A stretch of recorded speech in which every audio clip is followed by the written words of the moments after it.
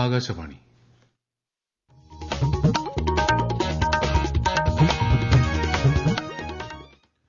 നമസ്കാരം.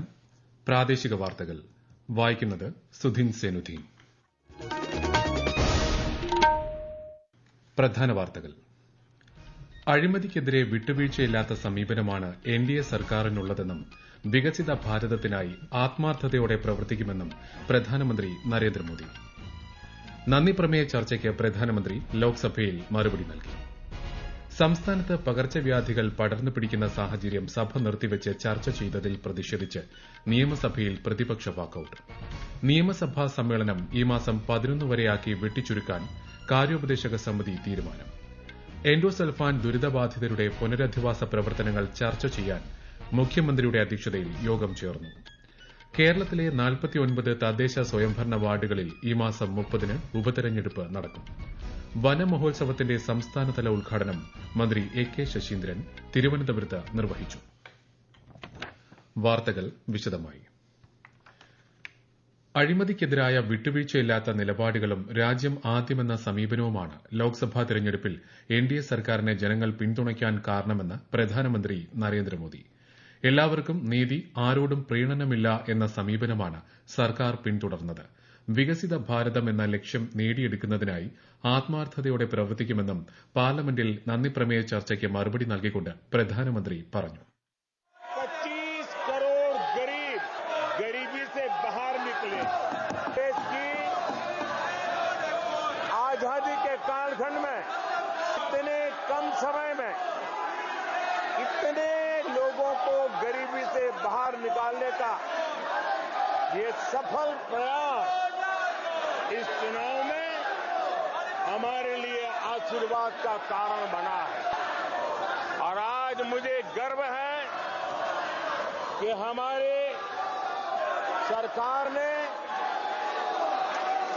देश का सामान्य मानवी जो करप्शन के कारण पीड़ित है, देश को करप्शन ने दीमक की तरह खोखला कर दिया है. പ്രതിപക്ഷത്തെ രൂക്ഷമായി വിമർശിച്ച അദ്ദേഹം തെറ്റായ വിവരങ്ങൾ പ്രചരിപ്പിച്ചിട്ടും തെരഞ്ഞെടുപ്പിൽ പ്രതിപക്ഷത്തിന് പരാജയം നേരിടേണ്ടി വന്നതായി ചൂണ്ടിക്കാട്ടി. തെരഞ്ഞെടുപ്പിൽ ജനങ്ങൾ കാണിച്ച പക്വതയെയും വിവേകത്തെയും ശ്രീ മോദി പ്രകീർത്തിച്ചു. എൻഡിഎ സർക്കാരിന്റെ നയങ്ങളിലും സമർപ്പണ മനോഭാവത്തിലുമുള്ള ജനവിശ്വാസമാണ് തെരഞ്ഞെടുപ്പ് വിജയത്തിലേക്ക് നയിച്ചത്. 3 ഇരട്ടി വേഗത്തിലും ഊർജ്ജത്തിലും ഇത്തവണ വീണ്ടും പ്രവർത്തിക്കുമെന്നും പ്രധാനമന്ത്രി വ്യക്തമാക്കി. നന്ദിപ്രമേയ ചർച്ചയ്ക്ക് പ്രധാനമന്ത്രി നാളെ രാജ്യസഭയിൽ മറുപടി നൽകും. ലോക്സഭയിൽ പ്രതിപക്ഷ നേതാവ് രാഹുൽ ഗാന്ധി ഇന്നലെ നടത്തിയ പരാമർശങ്ങൾക്കെതിരെ സഭയിൽ നോട്ടീസ് നൽകി ബിജെപി എംപി ബാംസുരി സ്വരാജ്. രാഹുൽ ഗാന്ധിയുടെ പ്രസംഗത്തിൽ കൃത്യമല്ലാത്ത നിരവധി പരാമർശങ്ങളുണ്ടെന്നും ഇവ തെറ്റിദ്ധരിപ്പിക്കുന്നതാണെന്നും ചൂണ്ടിക്കാട്ടിയാണ് നോട്ടീസ്.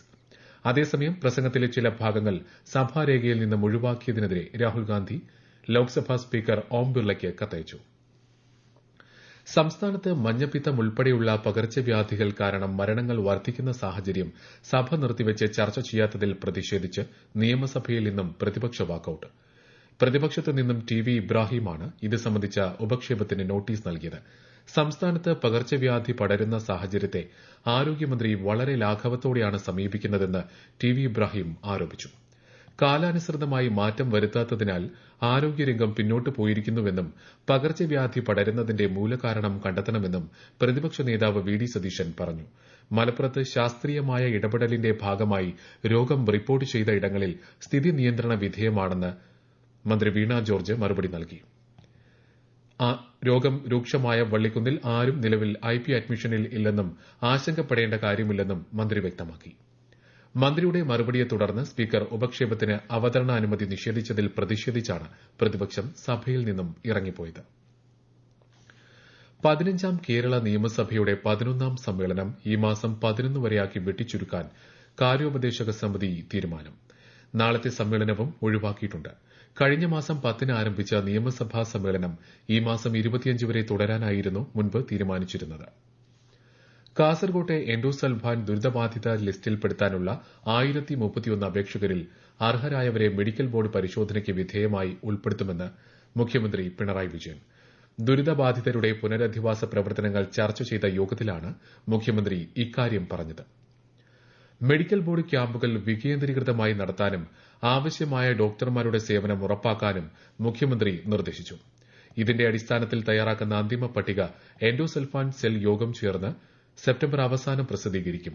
ദുരിതബാധിതർക്ക് സൌജന്യ ചികിത്സ തുടരാൻ വേണ്ട തുക കാസർഗോഡ് വികസന പാക്കേജിൽ ഉൾപ്പെടുത്തി നൽകാനും തീരുമാനമായി. സംസ്ഥാനത്തെ 49 തദ്ദേശ സ്വയംഭരണ വാർഡുകളിൽ ഈ മാസം 30-ന് ഉപതെരഞ്ഞെടുപ്പ് നടത്തുമെന്ന് സംസ്ഥാന തെരഞ്ഞെടുപ്പ് കമ്മീഷണർ എ ഷാജഹാൻ. വിജ്ഞാപനം മറ്റന്നാൾ പുറപ്പെടുവിക്കും. അന്നേ ദിവസം മുതൽ ജൂലൈ 11 വരെ നാമനിർദ്ദേശ പത്രിക സമർപ്പിക്കാം. ജൂലൈ 12-നാണ് സൂക്ഷ്മ പരിശോധന. സ്ഥാനാർത്ഥിത്വം പിൻവലിക്കാനുള്ള അവസാന തീയതി ഈ മാസം 15-ആണ്. വോട്ടെണ്ണൽ ജൂലൈ 31-ന് നടക്കും. മാതൃകാ പെരുമാറ്റച്ചട്ടം ഇന്നു മുതൽ നിലവിൽ വന്നിട്ടുണ്ട്. ഒരു ജില്ലാ പഞ്ചായത്ത് വാർഡിലും 4 ബ്ലോക്ക് പഞ്ചായത്ത് വാർഡുകളിലും 6 മുനിസിപ്പാലിറ്റി വാർഡുകളിലും 38 ഗ്രാമപഞ്ചായത്ത് വാർഡുകളിലുമാണ് ഉപതെരഞ്ഞെടുപ്പ്. ഈ വാർത്തകൾ ആകാശവാണിയിൽ നിന്ന്. വന്യജീവി ആക്രമണത്തിൽ ഒരാൾ പോലും മരിക്കാൻ പാടില്ലെന്നതാണ് വനം വകുപ്പിന്റെ നിലപാടെന്ന് മന്ത്രി എ കെ ശശീന്ദ്രൻ. വനം വകുപ്പ് സംഘടിപ്പിക്കുന്ന വനമഹോത്സവം 2024ന്റെ സംസ്ഥാനതല ഉദ്ഘാടനം തിരുവനന്തപുരത്ത് നിർവഹിക്കുകയായിരുന്നു മന്ത്രി. വനം വകുപ്പിനെ ജനങ്ങളുടെ ശത്രുക്കളാക്കാൻ ചില കേന്ദ്രങ്ങൾ ശ്രമിക്കുന്നതായും മനുഷ്യ വന്യജീവി സംഘർഷങ്ങളിൽ ഉണ്ടായ മരണങ്ങളുടെ കണക്കുകൾ പെരുപ്പിച്ചു കാണിക്കാനുള്ള ഗൂഢശ്രമം നടക്കുന്നതായും മന്ത്രി ആരോപിച്ചു. മനുഷ്യജീവൻ സംരക്ഷിക്കുന്നതോടൊപ്പം വന്യജീവികളുടെ സംരക്ഷണം ഉറപ്പുവരുത്തേണ്ടതും വനം വകുപ്പിന്റെ ചുമതലയാണെന്ന് അദ്ദേഹം പറഞ്ഞു. നൂതന ടൂറിസം ഉൽപ്പന്നങ്ങളിലൂടെയും പദ്ധതികളിലൂടെയും കേരളം ഭാവിയുടെ ടൂറിസം ഡെസ്റ്റിനേഷനായി മാറിക്കഴിഞ്ഞെന്ന് ടൂറിസം മന്ത്രി പി എ മുഹമ്മദ് റിയാസ്. മാറുന്ന കാലത്തിന്റെ അഭിരുചികൾ തിരിച്ചറിഞ്ഞുകൊണ്ട് നടപ്പാക്കുന്ന പദ്ധതികളാണ് കേരളത്തിലേക്ക് സഞ്ചാരികളെ ആകർഷിക്കുന്നതെന്ന് മന്ത്രി പറഞ്ഞു. ക്യൂബൻ അംബാസഡർ ഇൻചാർജ് ഏബൽ ഡിഷ്പാനിയുടെ കേരള ടൂറിസം അധികൃതരുമായുള്ള കൂടിക്കാഴ്ചയിൽ സംസാരിക്കുകയായിരുന്നു മന്ത്രി. പാർലമെന്ററി മര്യാദകൾക്ക് നിരക്കാത്ത പ്രസംഗമാണ് ലോക്സഭാ പ്രതിപക്ഷ നേതാവ് രാഹുൽ ഗാന്ധി ഇന്നലെ പാർലമെന്റിൽ നടത്തിയതെന്ന് മുൻ കേന്ദ്രമന്ത്രി വി മുരളീധരൻ. അപമാനകരമായ പരാമർശങ്ങളിൽ രാഹുൽ ഗാന്ധി മാപ്പ് പറയണമെന്നും അദ്ദേഹം തിരുവനന്തപുരത്ത് വാർത്താസമ്മേളനത്തിൽ ആവശ്യപ്പെട്ടു. മുതിർന്ന മാധ്യമപ്രവർത്തകൻ എം ആർ സതീഷ് നിര്യാതനായി. 46 വയസ്സായിരുന്നു.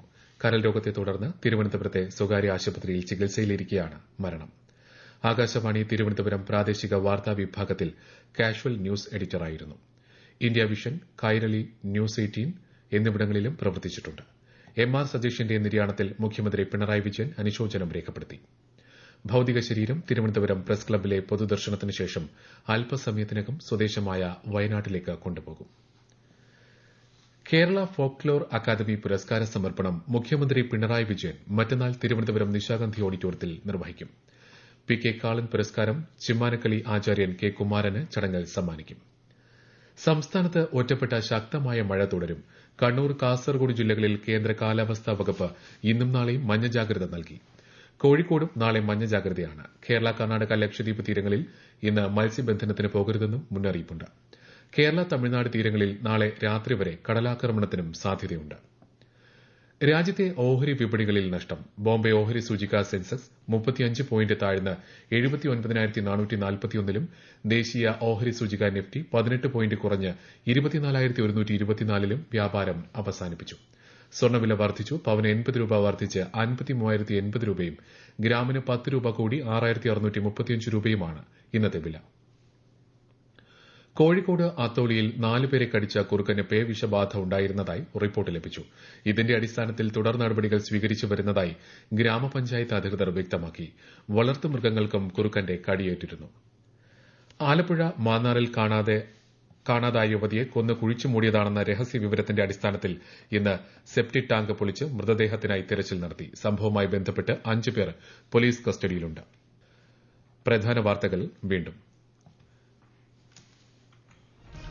അഴിമതിക്കെതിരെ വിട്ടുവീഴ്ചയില്ലാത്ത സമീപനമാണ് എൻഡിഎ സർക്കാരിനുള്ളതെന്നും വികസിത ഭാരതത്തിനായി ആത്മാർത്ഥതയോടെ പ്രവർത്തിക്കുമെന്നും പ്രധാനമന്ത്രി നരേന്ദ്രമോദി. നന്ദിപ്രമേയ ചർച്ചയ്ക്ക് പ്രധാനമന്ത്രി ലോക്സഭയിൽ മറുപടി നൽകി.